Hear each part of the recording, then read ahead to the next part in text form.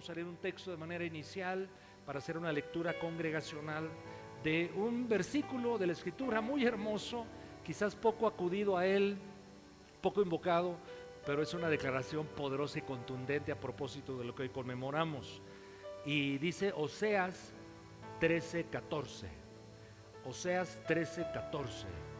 Si saben ustedes cuál es el profeta Pirurris, ¿verdad? ¿Sí lo sabe o no? El profeta Pirurris, aquí está, mis hermanos, es Oseas. Muy bien, ¿lo leemos juntos? ¿Sí? Adelante todos. De la mano del Seol los redimiré, los libraré de la muerte.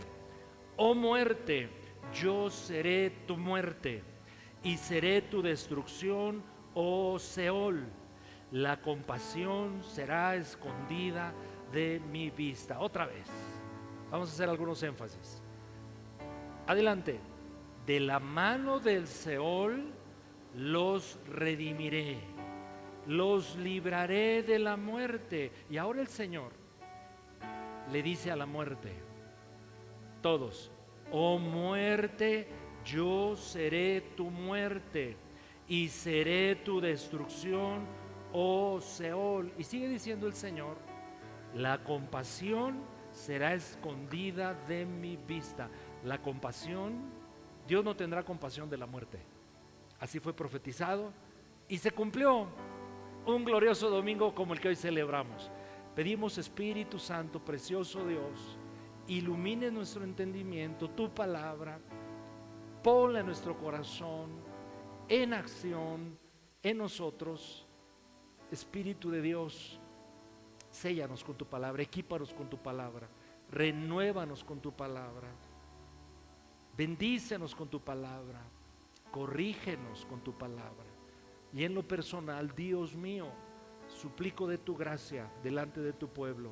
Oramos en el nombre de Jesús. Amén. Tomen su lugar, por favor.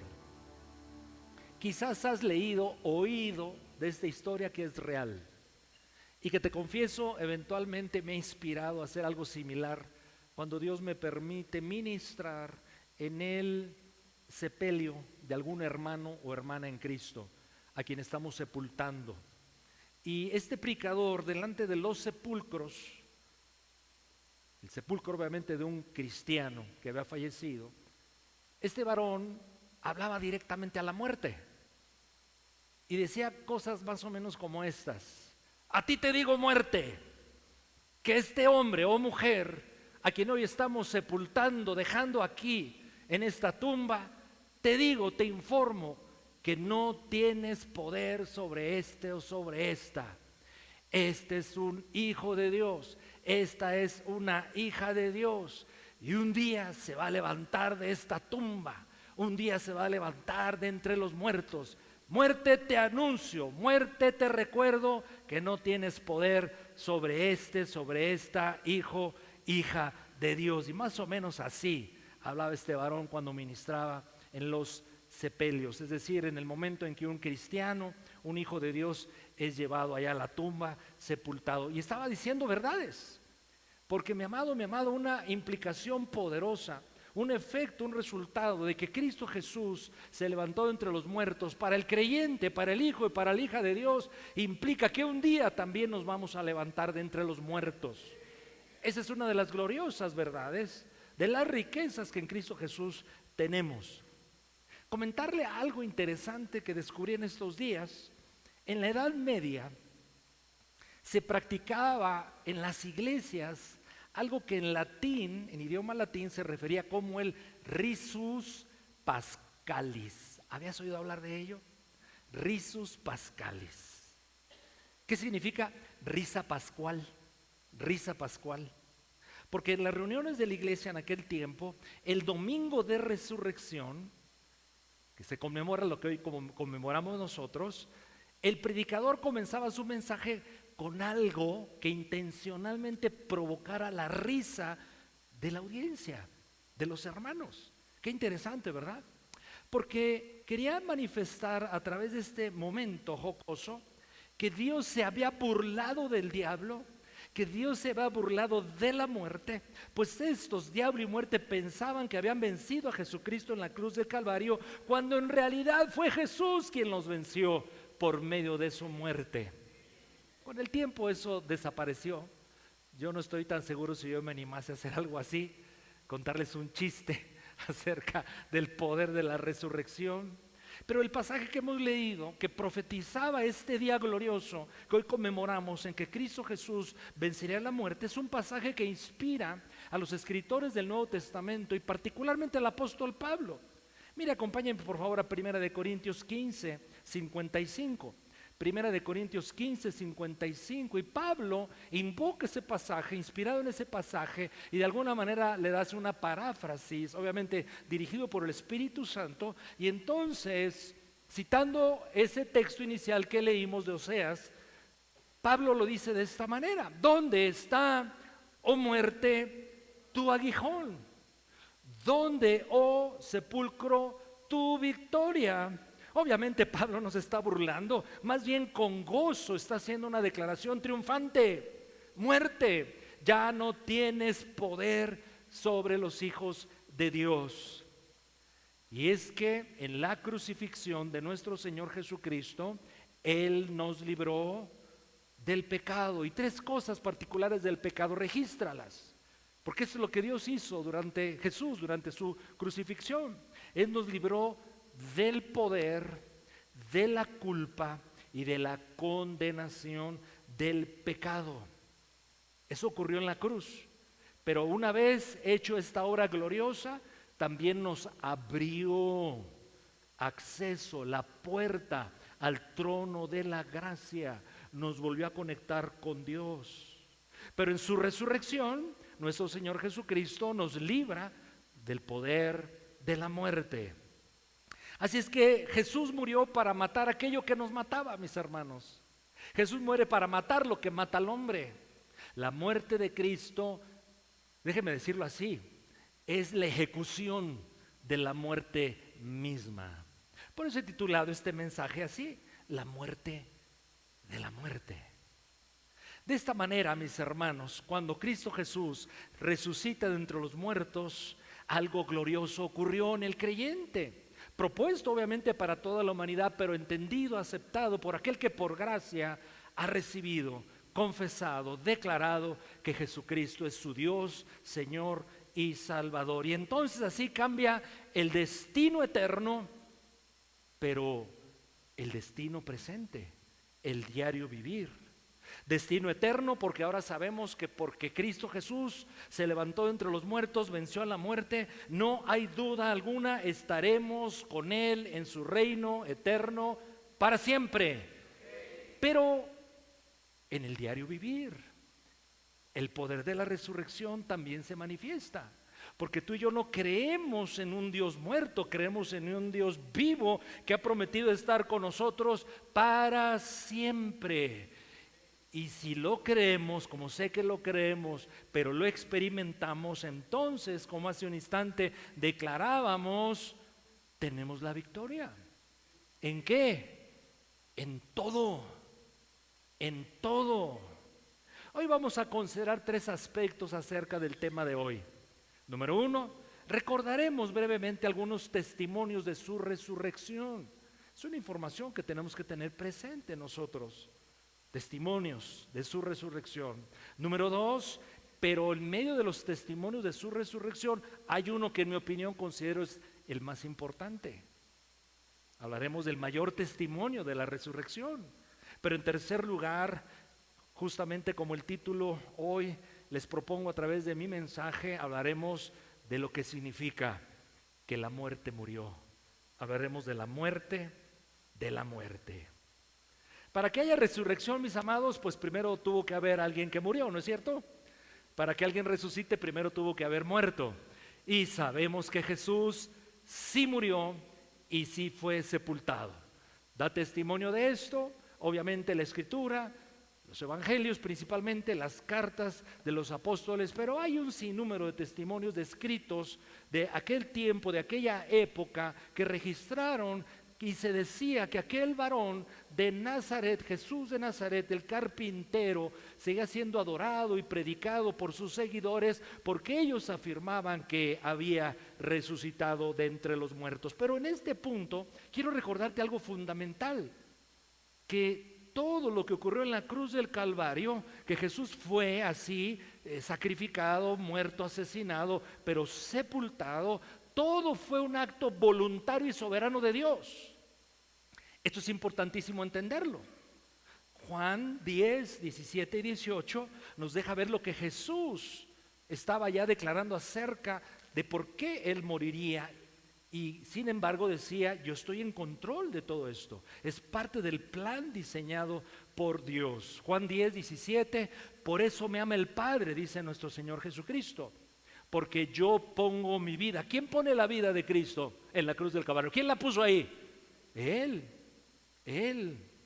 Se valió de medios humanos, por supuesto, terribles, malvados. Pero después el Señor dice, pongo mi vida, ¿y qué voy a hacer con mi vida? ¿Qué prometió el Señor? ¿Qué iba a hacer? Volverla a tomar. Solo alguien con el poder y la capacidad de nuestro Dios puede declarar y llevar a cabo lo que está diciendo aquí en esta declaración. Versículo 18, muy importante. Jesús dijo, nadie me la quita, hablando de su vida, sino que yo de mí mismo la pongo. Ahora observe la siguiente frase, tengo poder para poner mi vida, pero tengo poder para volverla a tomar. Y este es un mandamiento que recibí de mi Padre. Evidentemente, mis hermanos, esto no exime a los responsables que crucificaron a Cristo Jesús, porque es verdad, Cristo Jesús fue injustamente condenado y los hombres malvados lo crucificaron, lo mataron. Pero repito, en todo estaba obrando la perfecta, soberana voluntad de Dios. No pierda de vista esa poderosa verdad acerca de la crucifixión de nuestro Señor Jesucristo. Pero sí murió, pero sí resucitó. Sí se levantó de entre los muertos. Décadas atrás hubo un gran varón usado por el Señor para predicar el evangelio en todo el mundo. Se dice que es quien más ha compartido el evangelio a multitudes. Su nombre fue Billy Graham. Seguramente has oído de él. Lee, escucha todo lo que puedas de él. Son varones que inspiran generación tras generación, sobre todo las recientes.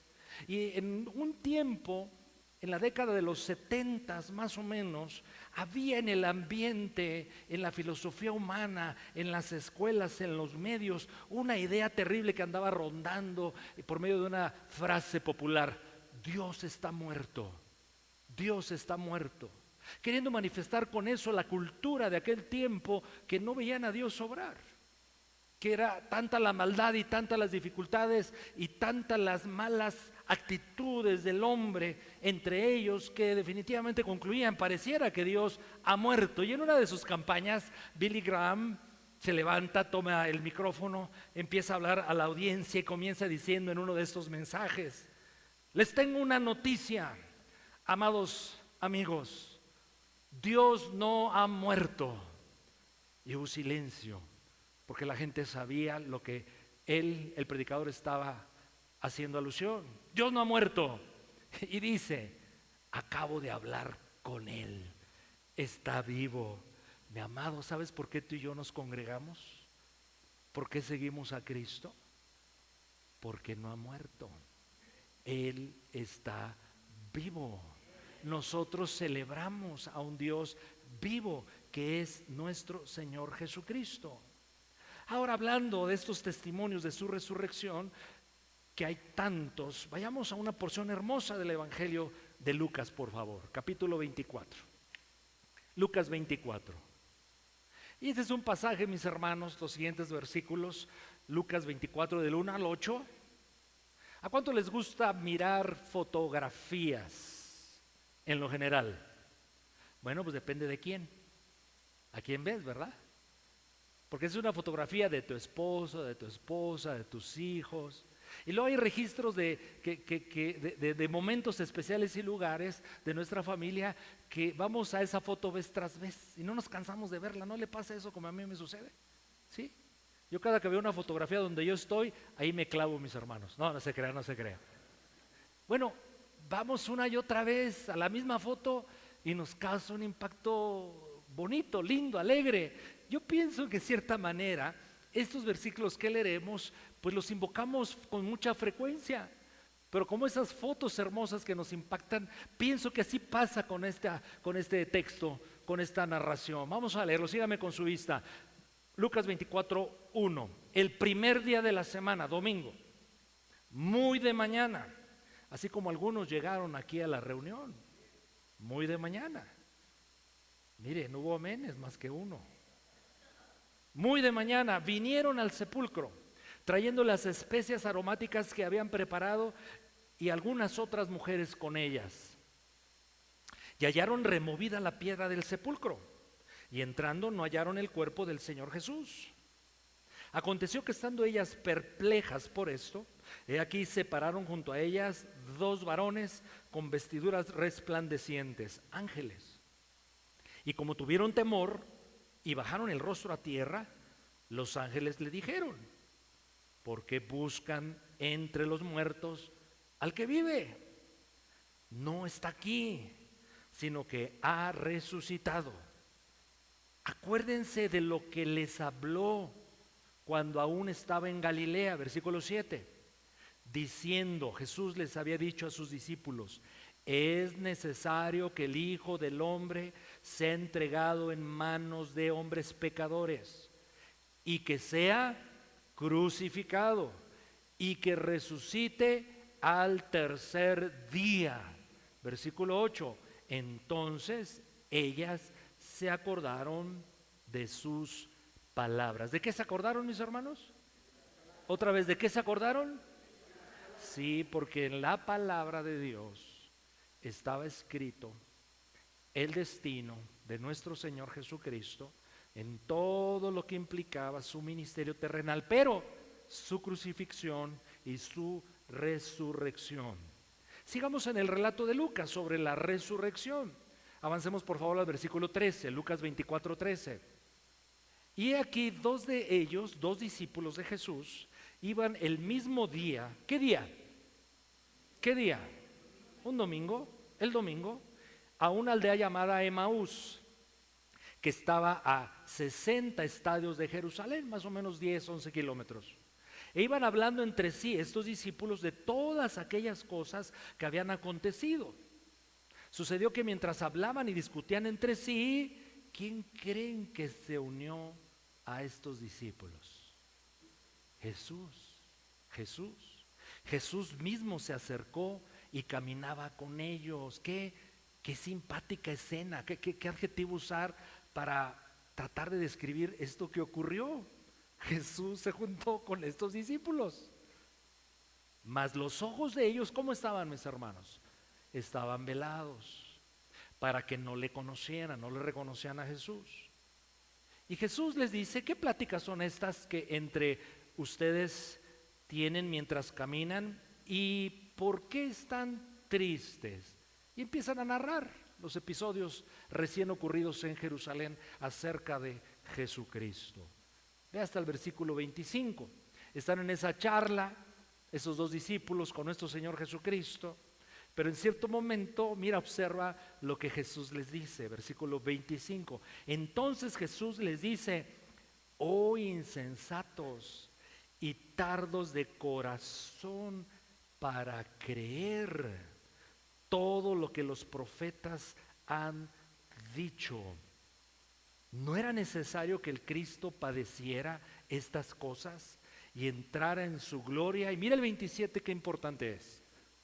Y comenzando Jesús desde Moisés y siguiendo por todos los profetas, les declaraba en todas las escrituras lo que de él decían. Aquí Jesús está usando la Biblia, las sagradas escrituras, para demostrar que él tenía que morir pero resucitar. Quiero darme a entender bien. Ahí estaba Jesús resucitado, y bastase con que dijese él, como más adelante ocurre: miren, aquí estoy yo, soy el maestro, me levanté de entre los muertos, pero no hizo así el Señor. Inicialmente los llevó ¿a dónde? A las Escrituras, para que observaran lo que de Él decían. Y por eso la reacción de los discípulos, mire cómo dice el versículo número 32, y decían el uno al otro. El discípulo, esos llamados de camino de Emaús, le decían el uno al otro, ¿no ardía nuestro corazón en nosotros mientras nos hablaba en el camino? ¿Cuándo qué? Cuando nos abría las Escrituras. Ahora avance al 37, versículo 37, bueno, y hasta el 34. Pero él, Jesús, les dice, ¿por qué están? No estoy leyendo bien. Entonces, espantados y atemorizados, pensaban estos discípulos que veían un espíritu. Pero Jesús les dice, ¿por qué están turbados? Si vieran a sus corazones esos pensamientos. Y este dato es bien interesante, bien importante. No era un espíritu. Miren mis manos, miren mis pies, que yo mismo soy. Toquen, vean, porque un espíritu no tiene carne ni huesos, como veis que yo tengo. Así que Jesús no se levantó como un fantasma, Él se levantó con un cuerpo. Y diciendo esto les mostró las manos y los pies. Versículo 44. Y les dijo, estas son las palabras que os hablé, estando hoy aún con ustedes, que era necesario que se cumpliese todo lo que está escrito de mí en la ley de Moisés, en los profetas y en los salmos. Y el 45, mis hermanos, es algo que es dado por gracia al pueblo de Dios, a la iglesia de Jesucristo, a ti y a mí, si dispuestos estamos a oír la voz de Dios, porque esta es una bendición. Versículo 45, entonces Jesús les abrió el entendimiento para que comprendiesen las Escrituras.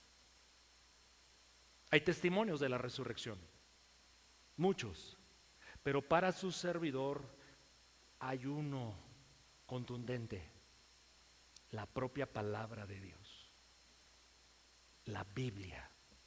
Las sagradas Escrituras son el argumento, el testimonio más veraz de que Cristo Jesús efectivamente sí murió y sí resucitó de entre los muertos. La palabra de Dios. Porque es justo que el apóstol Pablo, vamos al capítulo 15, el gran capítulo de la resurrección, es justo el argumento que utiliza para hablar del contundente hecho de la resurrección de Jesucristo. Él usa la palabra del Señor como el argumento principal. Utiliza los testimonios, obviamente, de personas como los discípulos de Emaús que lo vieron, lo tocaron incluso. Pero el apóstol Pablo, ahí en 1 Corintios 15, sígueme con tu vista a partir del 1, está utilizando la Biblia, la palabra de Dios, las sagradas Escrituras, como el argumento contundente que demuestra que Cristo Jesús sí murió y sí resucitó. Leamos del 1. Además os declaro, hermanos, el evangelio que os he predicado, el cual también recibieron, en el cual también perseveran, por el cual evangelio asimismo, si retienen la palabra que les he predicado, son salvos. Si no, habrán creído en vano. Porque primeramente os he enseñado lo que asimismo recibí, que Cristo murió por nuestros pecados. ¿Y qué argumento a continuación Pablo expone para su demostración?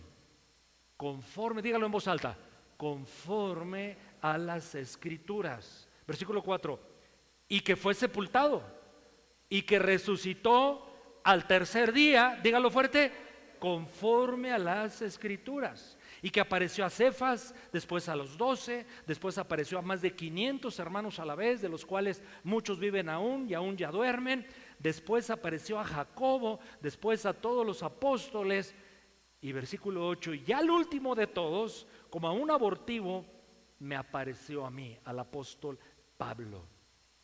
¿Recuerda lo que Jesús dijo acerca de su propia palabra?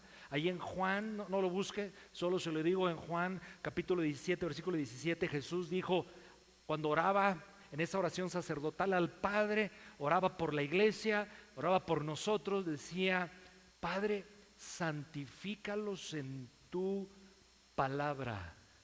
Tu palabra es verdad. La Biblia, mis hermanos, en mi opinión, es el mayor testimonio de que Cristo Jesús sí se levantó dentro, ¿qué estoy diciendo? De los muertos. ¿Cuántos dicen conmigo? Amén. Y bueno, el apóstol Pablo, en el desarrollo de este hermoso capítulo de 1 de Corintios 15, habla de explicarnos, habrá de compartirnos la revelación que él recibió en torno al tema de la muerte, pero de la muerte de nuestro Señor Jesucristo, que se levantó justo ¿qué estoy diciendo en esta mañana? Que se levantó de los muertos. Vayamos a 1 de Corintios, sigamos ahí, pero ahora al versículo número 50. Y en los siguientes versículos, del 50 y hasta el 57, repito, Pablo tomó ocasión para explicarnos lo que ocurrió con la muerte de Cristo, con su resurrección, y qué implica para nosotros. Es un pasaje hermosísimo. Yo diría que tiene elementos incluso muy emocionantes. Leamos estos versículos detenidamente, por favor. Versículo número 50. 1 de Corintios 15, 50. Pero esto os digo, hermanos, que la carne y la sangre, es decir, el cuerpo humano, no pueden heredar el reino de Dios, ni la corrupción, es decir, este cuerpo destinado a regresar al polvo de la tierra de donde fue tomado, este cuerpo, ¿verdad?, corrupto, este cuerpo corruptible no puede heredar lo incorruptible. Este cuerpo corruptible, repito, está destinado a regresar al polvo de donde fue tomado según las Escrituras. Pero este versículo me lleva a hacerme una pregunta. Si Cristo Jesús ya venció a la muerte, ¿por qué como quiera seguimos muriendo los seres humanos en el aspecto físico? ¿Sabe por qué, mi hermano? Este versículo nos da dos respuestas muy claras. Primero, porque en esta condición, en este cuerpo humano que es corruptible, es imposible que entremos al reino de Dios en toda su plenitud. Por lo tanto, la muerte es una transición para nosotros. La muerte ya no es destrucción para el creyente. La muerte es, no sé si sea la mejor palabra, pero es una especie de trámite usado por Dios para que vayamos finalmente a tomar la plena posesión de toda la plenitud del reino de Dios.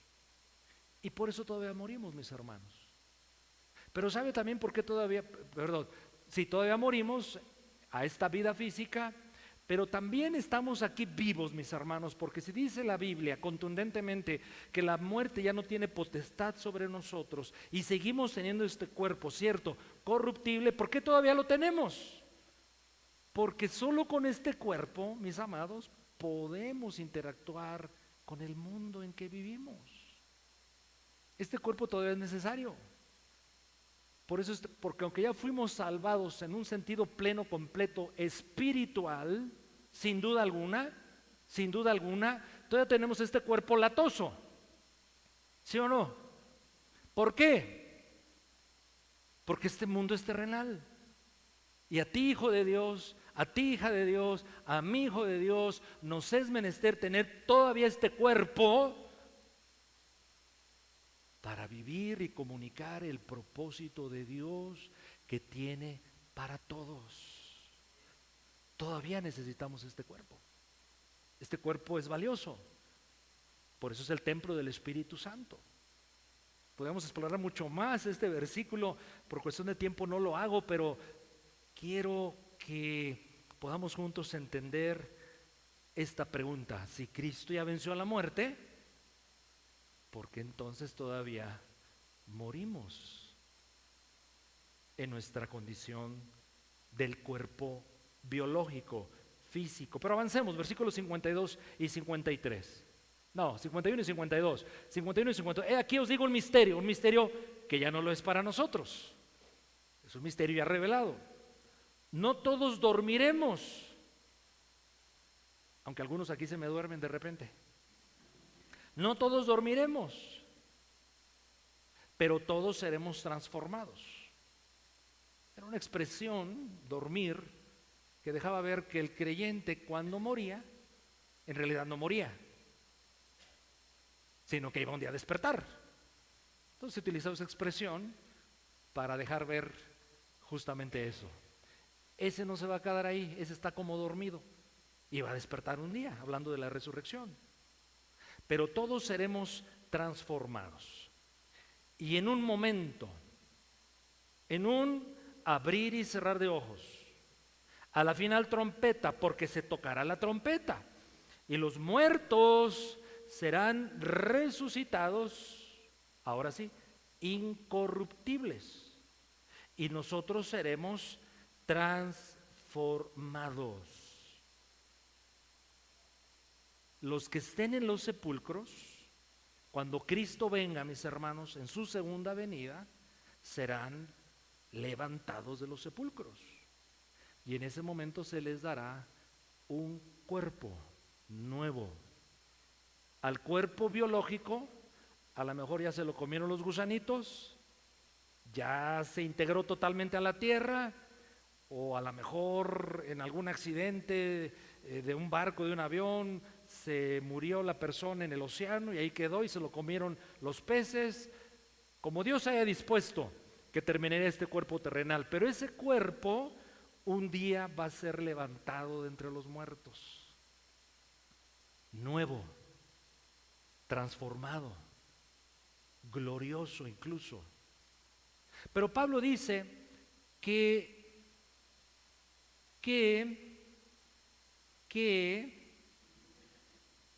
los vivos,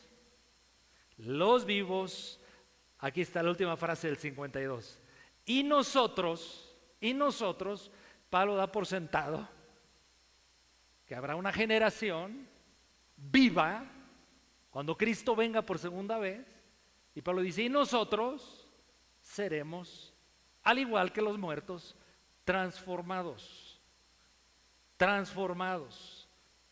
y tendremos un nuevo cuerpo, y ese nuevo cuerpo es el que va a entrar a plenitud al reino de Dios en toda su gloria.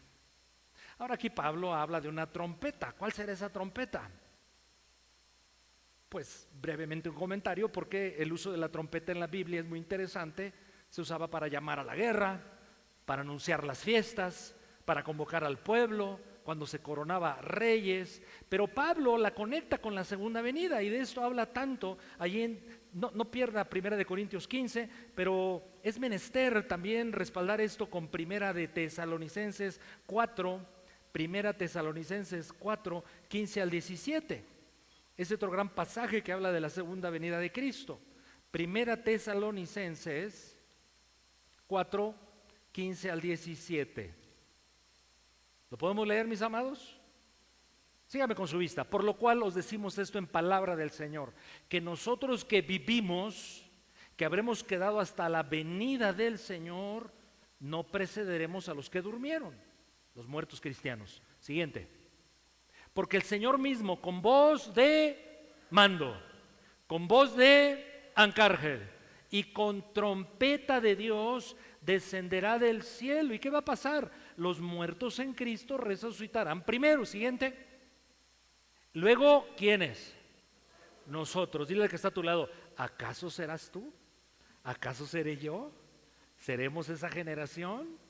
Luego nosotros, los que vivimos, los que hayamos quedado, seremos arrebatados juntamente con ellos en las nubes para recibir al Señor en el aire, y así estaremos. ¿Cuánto tiempo? ¿Cuánto tiempo? ¿Cuánto tiempo? Siempre. ¿Con quién? Con el Señor. Con el Señor. La trompeta. es un misterio. ¿Qué es esta trompeta? Se asocia a lo que le acabo de decir. Hay trompetas de juicio en el libro de Apocalipsis, etcétera. Pero me gusta conectarlo con esto. Lo que Cristo Jesús dijo y registró Juan capítulo número 5, hablando de ese momento glorioso en que el creyente que haya muerto, eso será glorioso, oirá la voz del Hijo de Dios. Yo pienso que esa es la trompeta, la voz del Hijo de Dios. No lo dice la Biblia tal cual, lo aclaro.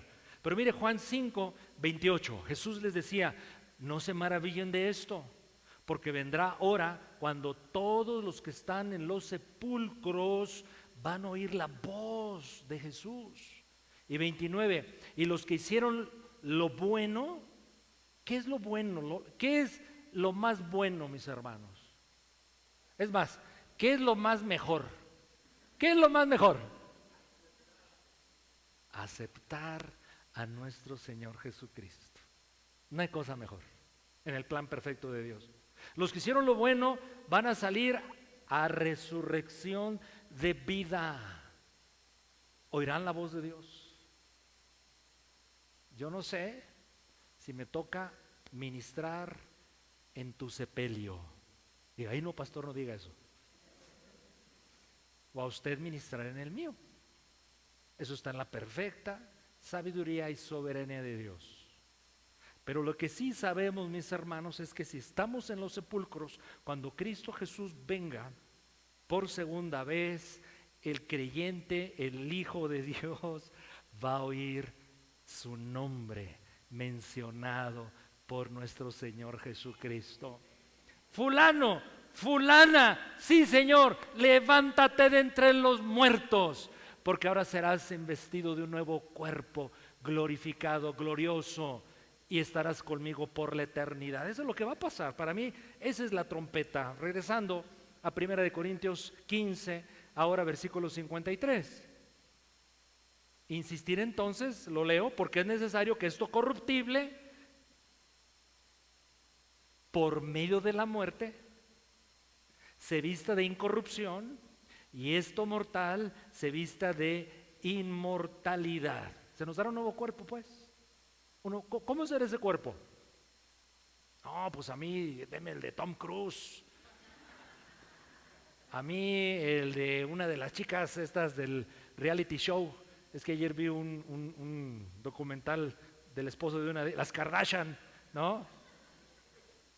No, mis hermanos, será un cuerpo infinitamente superior. Pablo lo aclara en este capítulo. Mire, vaya a los versículos número 47, ahí mismo, 1 Corintios 15, hablando del nuevo cuerpo que tendremos en la resurrección. El primer hombre es de la tierra, terrenal, Adán. El segundo hombre, que es el Señor, es del cielo.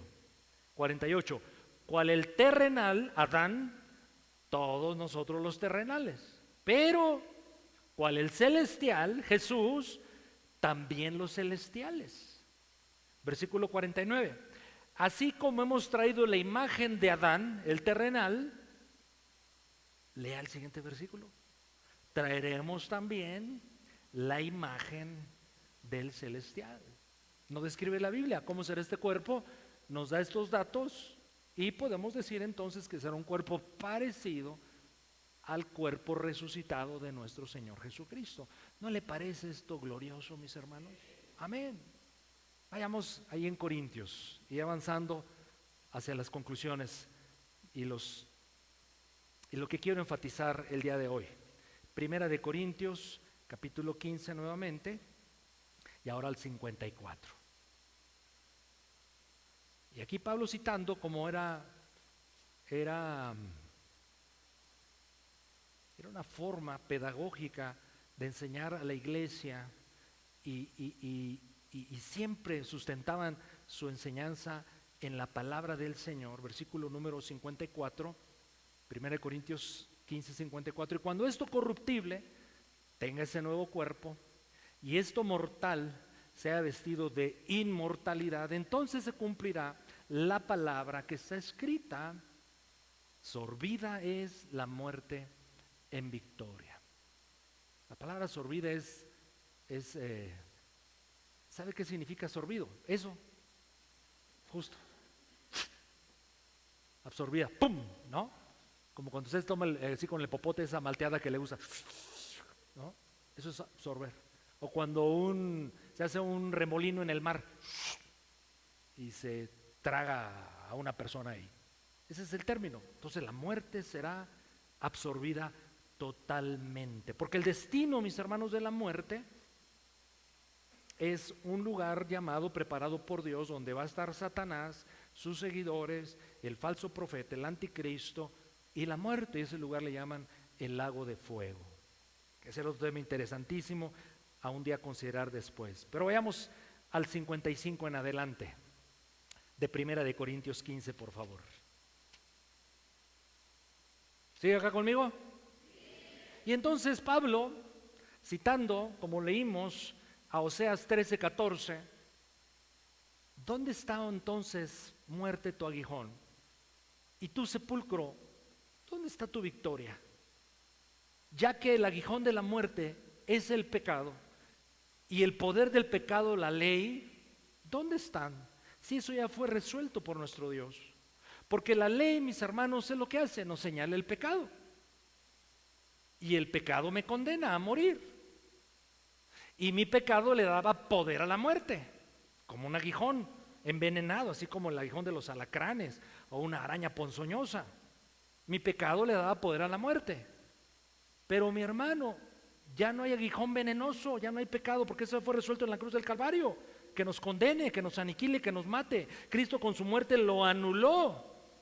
Pero al morir y resucitar, mis hermanos, y quitarle el poder a la muerte, entonces no queda otra cosa más que tener la vida de Cristo Jesús, que es la que nos va a levantar un día entre los muertos. Pero el versículo 57 es una culminación gloriosa de lo que Pablo hablaba en todo el capítulo, porque él entonces dice, 1 Corintios 15:57, mas gracias sean dadas a Dios, que nos da la victoria por medio de nuestro Señor Jesucristo. La victoria sobre la muerte por la eternidad, pero la victoria sobre los efectos de la muerte en esta vida presente. Porque mi hermano, todo lo que enfrentamos en esta vida, somos llamados a enfrentarlas, esas cosas de esta vida, desde una posición de victoria. Es siempre la propuesta, es siempre la encomienda, es siempre el exhorto, es siempre la instrucción apostólica para la iglesia. Todo lo que enfrentes, que mis hermanos, a veces es bien complicado, que a veces no sabe uno ni por dónde, pero todo debe enfrentarse desde una posición de victoria. Es lo que insiste el Espíritu Santo a través de los escritores bíblicos.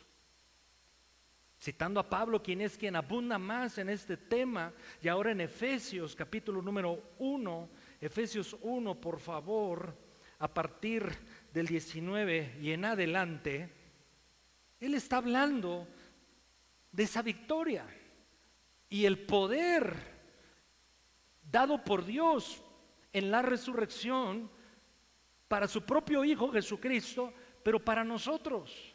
Efesios 1:19. Y cuál la supereminente grandeza de su poder para con nosotros los que creemos. Entonces hay un poder para los que creemos. Hoy hay poder para los que creemos, mis hermanos. Hay poder para nosotros, según la operación del poder de su fuerza. ¿Cuál es ese poder? Versículo 20. Ese poder operó en Cristo. Ese poder lo resucitó de entre los muertos. Ese poder lo sentó a la diestra del Padre en los lugares celestiales. Ese poder manifestado en el Hijo de Dios, mire lo que ha sucedido con él. Sobre todo principado, autoridad, poder, señorío, sobre todo nombre que se nombra no solo en este siglo, sino también en el venidero. Hay poderes terribles que atentan contra el hombre, contra la humanidad, contra el ser humano, contra la iglesia, incluso pretenden hacerlo contra Dios mismo. principado, autoridad, poder, señorío, todo nombre que se nombra. Pero Jesús ha sido establecido sobre todos estos poderes, mis hermanos, versículo 21, y sometió entonces todas las cosas el Padre bajo los pies de nuestro Señor Jesucristo. Y nuestro Señor Jesucristo no está lejos de nosotros, no está al lado de nosotros. Él es la cabeza de la iglesia. Y el versículo 23 dice que nosotros somos su cuerpo. Entonces el poder que levantó a Cristo Jesús de entre los muertos es el poder que en ti y en mí operan también. Ahora, sigamos en Efesios ahora capítulo 2, pero vamos a la Nueva Traducción Viviente. Allá mi querido Pepe. Efesios 2, 1, 6. Efesios 2, 1, 6. Porque aunque hemos estado explorando algunos versículos de Primera de Corintios 15, que nos ha hablado de la futura resurrección, Efesios nos está hablando de otra resurrección que ahora es presente en ti y en mí, que ya ocurrió. No sé si lo estoy confundiendo, pero en 1 Corintios 15 Pablo nos habla de la futura resurrección. Indiscutible, va a ocurrir, así será. ¿Por qué? Porque está escrito. Pero ahora en Efesios Pablo nos habla de otra resurrección que tú y yo ya tenemos, ya vivimos, ya Dios la obró en nosotros. La resurrección espiritual. Entonces, en cierto sentido, tú y yo tenemos dos resurrecciones. La que ahora ya tenemos, la que ahora ya vivimos, la que ahora ya disfrutamos y la que un día poseeremos plenamente. Entonces, ahí en la Nueva Traducción Viviente leemos versículo 1 del Efesios 2. Antes ustedes estaban muertos a causa de dos cosas. Dile que está a tu lado, pues ¿para qué te haces? Ese eras tú y ese era yo. A causa de nuestra desobediencia y de sus... No, yo peco poquito, pastor. No, la Biblia es una radiografía perfecta. Ahí el Señor nos describe cómo somos. Versículo 6. Pues nos levantó, ¿de dónde, mis hermanos? 1 Corintios dice nos va a levantar. Efesios dice ya nos levantó. Pues nos levantó de los muertos. ¿Junto con quién? Con Cristo. Y Cristo que está sentado en el lugar de dominio, autoridad y gloria, y que la Biblia en este pasaje le llama lugares celestiales. ¿Quién más cree usted que está ahí con Cristo en esos lugares celestiales? La iglesia. La iglesia. Y nos sentó con Él en los lugares celestiales. Porque ahora, mis hermanos, estamos como con Cristo. Estamos unidos con Cristo. Ahora mismo ya tenemos una vida resucitada. Porque estamos unidos a Cristo. Y aunque sí vivimos aquí en la tierra, mi amado, mi amada, también vivimos en el cielo. Esta vida, la que vivimos ahora, pegados aquí al piso, en este suelo, el cristiano, la cristiana es llamado a vivirla, sí aquí, con los pies en la tierra, pero mirando desde el cielo, desde las alturas. Especialmente cuando enfrentamos toda clase de situaciones complicadas, de crisis familiares, financieras, de salud, etcétera. Mi hermano, el poder de la resurrección de ahora me permite ver, pero lidiar desde una posición, insisto, de victoria. Esto que se estoy diciendo yo tan fácil, tan rápido, mi hermano, es el core, dicen los gringos, es el centro de la victoria del Hijo y de la hija de Dios. Ver las cosas, todas las cosas desde la perspectiva, desde la visión, pero desde la bendición, desde la victoria que Cristo Jesús nos comparte por el poder de su resurrección. El viernes hablábamos que el velo se rasgó para que entráramos a la presencia del Señor. Pero ahora la tumba vacía, también, mis hermanos, esa tumba fue abierta para que ese poder glorioso de la resurrección vaya con nosotros a la casa, al trabajo, a la calle. La resurrección nos demuestra que Dios da vida a lo que está muerto. Yo te pregunto, ¿le faltará algo de vida a temas, a asuntos de tu existencia? Entonces yo te digo, súbete a las alturas donde ya estás sentado con Cristo Jesús y vive las cosas desde la victoria de nuestro Señor Jesucristo. Y de esta manera, mis hermanos, yo iría apuntando hacia el tema de la próxima semana, los efectos de la vida resucitada. ¿Cómo se ve una vida resucitada un día lunes de la semana? Porque aquí nos la pasamos bien padre, ¿sí o no, mis hermanos? Y la reunión de los santos tiene ese aspecto, entre otros. Nos reunimos para experimentar la gloria del Señor entre nosotros, para ser animados, impulsados, edificados, renovados y recibir milagros de Dios. Claro que sí, venimos a adorarlo, pero mañana la vida sigue. Mañana está la cuenta por pagar, el conflicto que enfrentar, la dificultad que resolver. Pero hoy estamos recordando que sí podemos, no en nuestra fuerza, no en nuestra habilidad, que yo sé que tú tienes mucha, porque yo siempre te echo piropos, ¿sí o no? Siempre no te lo crees, pero no me creas a mí, créele a Dios. Yo sé que tú eres diligente, inteligente, responsable, vives una vida de excelencia. A mí nadie dice amén, hombre. Yo siempre le echo porras, usted no se la cree. Pero eso tiene un límite. Hay cosas que humanamente no podemos resolver. Pero en cierto sentido, y en cierto sentido subrayo, gloria a Dios que así sea. Porque entonces puedo, como le dijo Pablo a Timoteo, extiende tu mano, echa mano de la vida eterna. Porque en las alturas donde está Cristo, en los lugares celestiales, también tú y también yo estamos. Concluyo. Un par de pensamientos. Jesús, nuestro Señor, no vino solamente para morir por nosotros. Él vino a destruir, escucha muy bien, porque es verdad, Él vino a destruir lo que nos destruye.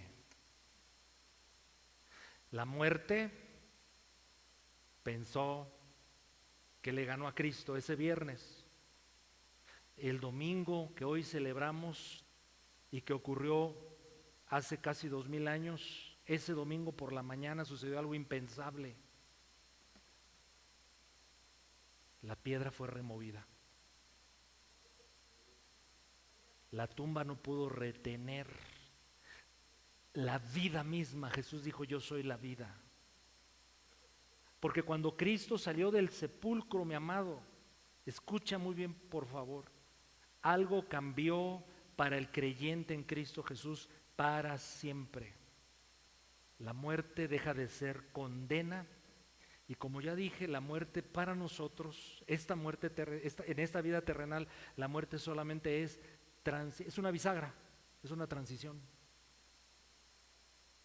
En cierto sentido, entonces, la tumba, el sepulcro para ti, para mí, mi hermano, no es destino, es una puerta. Y el miedo, mis hermanos, ya no tiene la última palabra. La tiene el Señor. Así es que hay dos maneras de vivir, el hoy y el ahora. Vivir bajo el miedo, la culpa, todo lo que implica la muerte espiritual, o vivir bajo el poder del Cristo resucitado. Inclina tu rostro en tu lugar, por favor. Padre, te damos gracias que nos permites hoy celebrarte en tu palabra, pero en tu resurrección. Dios es glorioso, lo que nos anticipas ocurrirá para el Hijo y para la hija de Dios. Un día, Señor, escucharemos tu voz. Y si estamos muertos en un sepulcro, seremos levantados. Los sepulcros no nos pueden retener y nos darás un cuerpo nuevo, glorificado. Y si vivos estamos cuando vengas, también nos darás esa transformación y en un abrir y cerrar de ojos estaremos contigo para siempre. Qué glorioso día hoy, Señor, nos anticipas. Pero, Señor, el poder de la resurrección es también para hoy, para el ahora, para lo cotidiano, para la vida que encaramos. Pero si ese poder fue tan glorioso, tan grandioso, tan enorme, que tuvo la capacidad de levantar a Cristo de entre los muertos, hoy nos recuerdas que ese poder opera también en mí. Y en cierto sentido, mi hermano, mi hermana, ese poder, no en cierto sentido, corrijo, es un hecho concreto. Ese poder ya obró en tu vida, ya obró.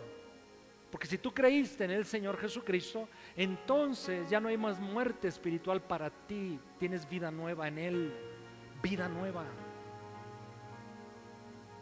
Eso somos llamados a vivir los hijos y las hijas de Dios, una vida resucitada. Así lo dice el libro de Romanos, que por cuanto participamos de la muerte, pero de la resurrección de nuestro Señor Jesucristo, entonces somos llamados a tener una vida, y le llama a la Biblia nueva, una vida nueva. A veces seguimos arrastrando lo viejo, seguimos arrastrando las influencias perniciosas, los hábitos pecaminosos, las malas conductas del hombre y la mujer viejos. Pero tú en Cristo Jesús, por su resurrección, has sido hecho nuevo. Vístete de lo nuevo, vistámonos de la nueva vida que Cristo Jesús ya nos da. Y así andemos. Ponte de pie por un momento y adoremos juntos a nuestro Dios.